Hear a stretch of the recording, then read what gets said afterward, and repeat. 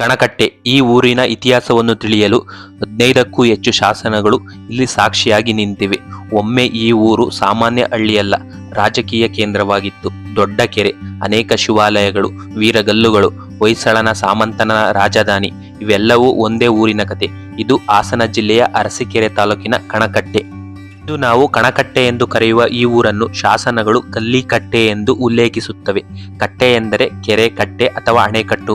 ಊರಿನ ಹೆಸರೇ ಇಲ್ಲಿ ನಿರ್ಮಿಸಲಾದ ಬೃಹತ್ ಕೆರೆಯೊಂದಿಗೆ ಸಂಬಂಧ ಹೊಂದಿದೆ ಎಂದು ಸಂಶೋಧಕರು ಅಭಿಪ್ರಾಯಪಡುತ್ತಾರೆ. ಈ ಕೆರೆಯೇ ಕಣಕಟ್ಟೆಯ ಬೆಳವಣಿಗೆಯ ಪ್ರಮುಖ ಕಾರಣವಾಗಿರಬಹುದು. ಹಾಸನ ಜಿಲ್ಲೆಯ ಅರಸೀಕೆರೆ ತಾಲೂಕಿನ ಅತಿದೊಡ್ಡ ಕೆರೆ ಈ ಕಣಕಟ್ಟೆ ಕೆರೆಯಂತೆ. ಕಣಕಟ್ಟೆ ಹಲವಾರು ದೇವಾಲಯಗಳು ಇರುವ ಊರು.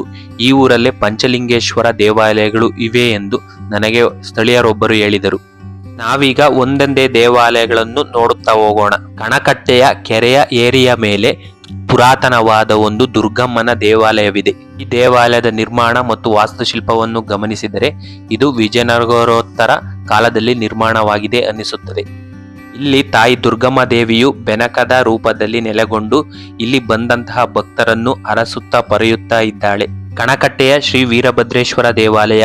ಈ ದೇವಾಲಯದಲ್ಲಿ ಶಿವನ ಉಗ್ರ ಸ್ವರೂಪವಾದ ಶ್ರೀ ವೀರಭದ್ರ ಸ್ವಾಮಿಯನ್ನು ಆರಾಧಿಸಲಾಗುತ್ತದೆ. ಪುರಾಣಗಳ ಪ್ರಕಾರ ದಕ್ಷ ಯಜ್ಞನನ್ನು ಧ್ವಂಸ ಮಾಡಲು ಪರಮಶಿವನ ಜಟೆಯಿಂದ ವೀರಭದ್ರನು ಉದ್ಭವಿಸಿದನೆಂದು ಹೇಳಲಾಗುತ್ತದೆ. ಧರ್ಮರಕ್ಷಣೆ, ಶೌರ್ಯ ಮತ್ತು ನ್ಯಾಯದ ಸಂಕೇತವಾಗಿ ಭಕ್ತರು ವೀರಭದ್ರನನ್ನು ಪೂಜಿಸುತ್ತಾರೆ. ಪ್ರಸ್ತುತ ಲಭ್ಯವಿರುವ ಶಾಸನಗಳಲ್ಲಿ ಈ ದೇವಾಲಯದ ನಿರ್ಮಾಣದ ಬಗ್ಗೆ ಸ್ಪಷ್ಟ ಉಲ್ಲೇಖ ಸಿಗದಿದ್ದರೂ ಕಣಕಟ್ಟೆಯು 10ನೇ ಶತಮಾನದಿಂದ 12ನೇ ಶತಮಾನದವರೆಗೆ ಅನೇಕ ದೇವಾಲಯಗಳಿಂದ ಕೂಡಿದ್ದ ಸಮೃದ್ಧ ಗ್ರಾಮವಾಗಿತ್ತು ಎಂಬುದನ್ನು ಶಾಸನಗಳು ತಿಳಿಸುತ್ತವೆ. ಈ ದೇವಾಲಯದ ಗರ್ಭಗುಡಿಯಲ್ಲಿ ವೀರಭದ್ರ ಸ್ವಾಮಿಯ ಒಂದು ಅದ್ಭುತವಾದ ಶಿಲ್ಪವಿದೆ. ಶ್ರೀ ವೀರಭದ್ರೇಶ್ವರ ಸ್ವಾಮಿಯ ಮುಂದಿನ ಎಡಭಾಗದಲ್ಲಿ ಶ್ರೀ ಅಮ್ಮನವರು ಕೂಡ ನೆಲೆಸಿದ್ದಾರೆ.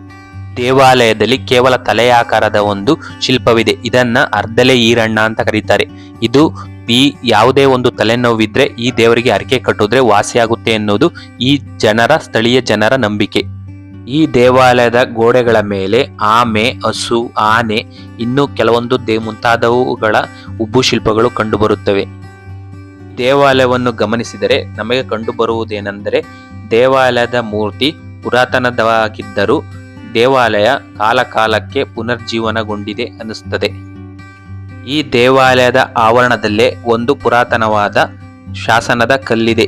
ಆ ಶಾಸನದಲ್ಲಿ ಒಂದಕ್ಷರವೂ ಕಣ್ಣಿಗೆ ಕಾಣುವುದಿಲ್ಲ. ಇದು ಮೋಸ್ಟ್ಲಿ ಈ ದೇವಾಲಯದ ಇತಿಹಾಸ ಹೇಳುತ್ತದೆ ಅನ್ನಿಸುತ್ತದೆ. ಮುಂದೆ ನಾವು ಹೋಗಿದ್ದು ಕಣಕಟ್ಟೆಯ ಈಶ್ವರಲಿಂಗ ದೇವಸ್ಥಾನಕ್ಕೆ. ಈ ದೇವಸ್ಥಾನವನ್ನು ಸುಮಾರು 12ನೇ ಶತಮಾನದಲ್ಲಿ ಹೊಯ್ಸಳರ 2ನೇ ಬಲ್ಲಾಳನ ಕಾಲಘಟ್ಟದಲ್ಲಿ ನಿರ್ಮಾಣವಾಗಿತ್ತು ಎಂದು ಇಲ್ಲಿ ಕಂಡುಬರುವ ಒಂದು ಶಾಸನವು ತಿಳಿಸುತ್ತದೆ. ಈ ದೇವಾಲಯದಲ್ಲಿ ಒಂದು ಶಿವಲಿಂಗ ಮತ್ತು ಒಂದು ಚನ್ನಕೇಶವನ ಭಿನ್ನವಾದ ವಿಗ್ರಹವಿದೆಯಂತೆ. ಆ ಚಿನ್ನಕೇಶವ ವಿಗ್ರಹ ಭಿನ್ನವಾದ್ದರಿಂದ ಪೂಜೆ ನಡೆತಿಲ್ಲ ಅಂತ ನಮಗೆ ಸ್ಥಳೀಯವಾಗಿ ಮಾಹಿತಿ ಹೇಳಿದ್ರು. ಮುಂದೆ ನಾವು ಕಣಕಟ್ಟೆಯ ಕೆರೆಯ ಪಕ್ಕದಲ್ಲಿ ಇರುವ ಒಂದು ದೇವಾಲಯಕ್ಕೆ ಹೋದ್ವಿ. ಈ ದೇವಾಲಯ ಯಾವುದು ಅಂತ ನಮಗೂ ಅಷ್ಟಾಗಿ ಸ್ಪಷ್ಟವಾಗಿ ಗೊತ್ತಿಲ್ಲ. ಮೋಸ್ಟ್ಲಿ ಇದು ಒಂದು ಶಿವಲಿಂಗ ಇರೋ ಒಂದು ದೇವಸ್ಥಾನ ಅಂತ ನಮಗೆ ಅನ್ನಿಸ್ತು.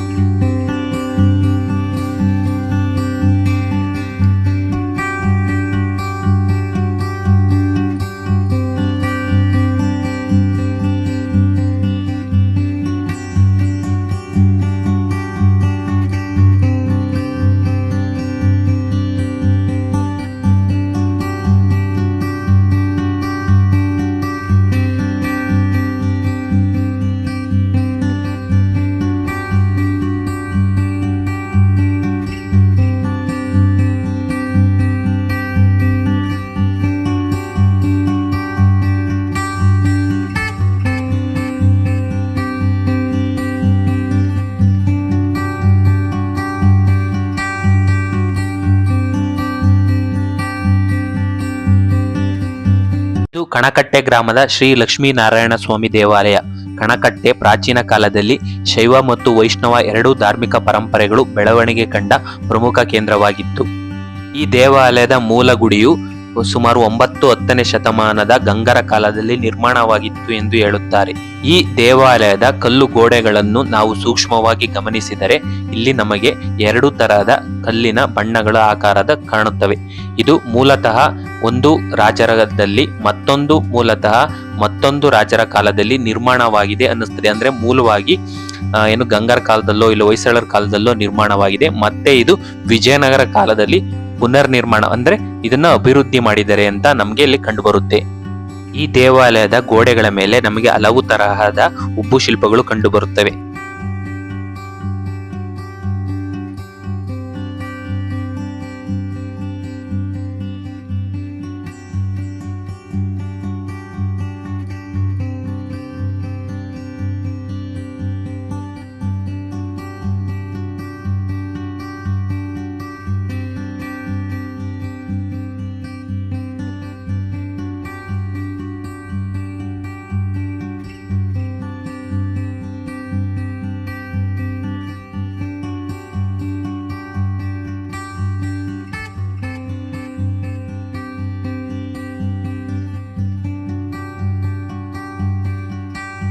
ಮುಂದೆ ನಾವು ಹೋಗಿದ್ದು ಕಣಕಟ್ಟೆಯ ಪುರಾತನವಾದ ಶ್ರೀ ಆಂಜನೇಯನ ದೇವಾಲಯಕ್ಕೆ. ಈ ದೇವಾಲಯ ಬಹುಶಃ ಪಾಳೆಗಾರರ ಕಾಲದಲ್ಲಿ ಅಂದರೆ ವಿಜಯನಗರ ಕಾಲದಲ್ಲಿ ನಿರ್ಮಾಣ ಆಗಿದೆ ಅನ್ನಿಸ್ತದೆ. ಈ ದೇವಾಲಯದ ಗರ್ಭಗುಡಿಯಲ್ಲಿ ಸುಮಾರು 7-8 ಅಡಿ ಎತ್ತರದ ಒಂದು ಭವ್ಯವಾದ ಆಂಜನೇಯನ ಮೂರ್ತಿ ಇದೆ. ಇನ್ನೊಂದು ವಿಶೇಷತೆ ಏನೆಂದರೆ ಈ ದೇವಾಲಯದಲ್ಲೇ 12 ಆಂಜನೇಯನ ಮೂರ್ತಿಗಳು ಕಂಡುಬರುತ್ತವೆ. ಮುಂದೆ ನಾವು ಹೋಗಿದ್ದು ಕಣಕಟ್ಟೆಯ ಗ್ರಾಮ ದೇವತೆಯಾದ ಶ್ರೀ ಕರಿಯಮ್ಮ ದೇವಿ ದೇವಾಲಯಕ್ಕೆ. ಕಣಕಟ್ಟೆಯ ಮತ್ತೊಂದು ವಿಶೇಷತೆ ಏನೆಂದ್ರೆ ಇಲ್ಲಿ ಒಂದೇ ಗ್ರಾಮದೊಳಗೆ ಕರಿಯಮ್ಮ, ದುರ್ಗಮ್ಮ, ಮೂರ್ಕಣ್ ಮಾರಮ್ಮ ಎಂಬ ಹಲವು ಶಕ್ತಿ ದೇವತೆಗಳ ಆರಾಧನೆ ಇರುವುದು. ಇದು ಕೇವಲ ದೇವಾಲಯಗಳ ಸಂಖ್ಯೆಯಲ್ಲ, ಈ ಗ್ರಾಮದ ಸಾಂಸ್ಕೃತಿಕ ಮತ್ತು ಧಾರ್ಮಿಕ ವೈವಿಧ್ಯತೆಯ ಪ್ರತೀಕವಾಗಿದೆ. ಕರ್ನಾಟಕದ ಪ್ರಾಚೀನ ಗ್ರಾಮಗಳಲ್ಲಿ ಗ್ರಾಮದ ರಕ್ಷಣೆ, ಬೆಳೆ ಸಮೃದ್ಧಿ, ಮಳೆ, ಆರೋಗ್ಯ ಮತ್ತು ದುಷ್ಟಶಕ್ತಿಗಳ ನಿವಾರಣೆಗಾಗಿ ವಿವಿಧ ರೂಪಗಳ ಶಕ್ತಿ ದೇವಿಯರನ್ನು ಆರಾಧಿಸುವ ಸಂಪ್ರದಾಯ ಇತ್ತು. ಕಣಕಟ್ಟೆ ಗ್ರಾಮವು ಇದೇ ಪರಂಪರೆಯನ್ನು ಇಂದಿಗೂ ಉಳಿಸಿಕೊಂಡಿರುವ ಒಂದು ಐತಿಹಾಸಿಕ ಗ್ರಾಮವಾಗಿದೆ. ಕಣಕಟ್ಟೆಯ ಮತ್ತೊಂದು ವಿಶೇಷತೆ ಮೂರು ಕಣ್ಣು ಮಾರಮ್ಮ. ಮೂರು ಕಣ್ಣು ಎಂಬ ಹೆಸರು ದೇವಿಯ 3ನೇ ಕಣ್ಣಿನ ಸಂಕೇತವನ್ನು ಸೂಚಿಸುತ್ತದೆ.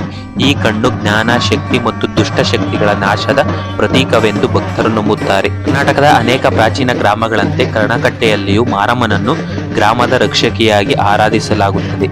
ಉತ್ತಮ ಮಳೆ, ಸಮೃದ್ಧ ಬೆಳೆ, ಆರೋಗ್ಯ ಮತ್ತು ಗ್ರಾಮದ ಉಳಿತಿಗಾಗಿ ಭಕ್ತರು ಈ ದೇವಿಗೆ ವಿಶೇಷ ಪೂಜೆಗಳನ್ನು ಸಲ್ಲಿಸುತ್ತಾರೆ. ಇಂತಹ ಗ್ರಾಮ ದೇವತೆಗಳ ಆರಾಧನೆಗಳು ನಮ್ಮ ಜನಪದ ಸಂಸ್ಕೃತಿ ಮತ್ತು ಗ್ರಾಮೀಣ ಪರಂಪರೆಯ ಜೀವಂತ ಸಾಕ್ಷಿಗಳಾಗಿವೆ. ಕಣಕಟ್ಟೆಯಲ್ಲಿದ್ದ ಹೊಯ್ಸಳರ ಕಾಲದ ಸುಮಾರು 12ನೇ ಶತಮಾನದ ಕಣಕಟ್ಟೆಯ ಶ್ರೀ ಕಮ್ಮಟೇಶ್ವರ ದೇವಾಲಯವನ್ನು ಒಂದು ಜೀರ್ಣ ವ್ಯವಸ್ಥೆಗೆ ಹೋಗಿತ್ತು. ಇದನ್ನು ಒಬ್ಬರು ವಿಡಿಯೋ ಮಾಡಿ ಬಿಟ್ಟಿದ್ರು. ಅವರು ಬಿಟ್ಟಿದ್ದಾಗ ಈ ದೇವಾಲಯವನ್ನು ಧರ್ಮಸ್ಥಳ ಸೇವಾ ಟ್ರಸ್ಟ್ ಅವರು, ರಾಜ್ಯ ಪುರಾತತ್ವ ಇಲಾಖೆ ಮತ್ತು ಕಣಕಟ್ಟೆ ಗ್ರಾಮಸ್ಥರ ಸಹಕಾರದೊಂದಿಗೆ ಇಲ್ಲಿ ಹೊಸದಾಗಿ ದೇವಾಲಯವನ್ನು ನಿರ್ಮಾಣ ಮಾಡಲಾಗಿದೆ. ಕಣಕಟ್ಟೆ ಇದು ಕೇವಲ ಒಂದು ಗ್ರಾಮವಲ್ಲ, 1000 ವರ್ಷಗಳ ಇತಿಹಾಸ, ಹೊಯ್ಸಳರ ನೆನಪು, ಪ್ರಾಚೀನ ದೇವಾಲಯಗಳು, ವೀರಗಲ್ಲುಗಳು, ಶಾಸನಗಳು ಮತ್ತು ಗ್ರಾಮ ದೇವತಾ ಆರಾಧನೆ ಇವೆಲ್ಲವನ್ನು ತನ್ನೊಳಗೆ ಸಂಗ್ರಹಿಸಿಕೊಂಡಿರುವ ಜೀವಂತ ಪರಂಪರೆಯ ನೆಲ. ಕಮ್ಮಟೇಶ್ವರ, ವೀರಭದ್ರೇಶ್ವರ, ಲಕ್ಷ್ಮೀನಾರಾಯಣ ಸ್ವಾಮಿಯಿಂದ ದುರ್ಗಮ್ಮ, ಕರಿಯಮ್ಮ ಮತ್ತು ಮೂರು ಕಣ್ಣು ಮಾರಮ್ಮನವರೆಗೆ ಈ ವಿಭಿನ್ನ ಧಾರ್ಮಿಕ ಸಂಪ್ರದಾಯಗಳನ್ನು ಇಂದಿಗೂ ಜೀವಂತವಾಗಿ ಇಟ್ಟುಕೊಂಡಿದೆ. ಆ ಅಪರೂಪದ ಇತಿಹಾಸಗಳಿಗಾಗಿ ನಮ್ಮ ಪ್ರಕೃತಿ ಪ್ರಯಾಣಿಕ ಯೂಟ್ಯೂಬ್ ಚಾನಲ್ ಅನ್ನು ಸಬ್ಸ್ಕ್ರೈಬ್ ಮಾಡಿ. ಅರಸಿ ಆರೈಸಿ ಪ್ರಕೃತಿಯ ಪರಮಾತ್ಮ. ಧನ್ಯವಾದಗಳು.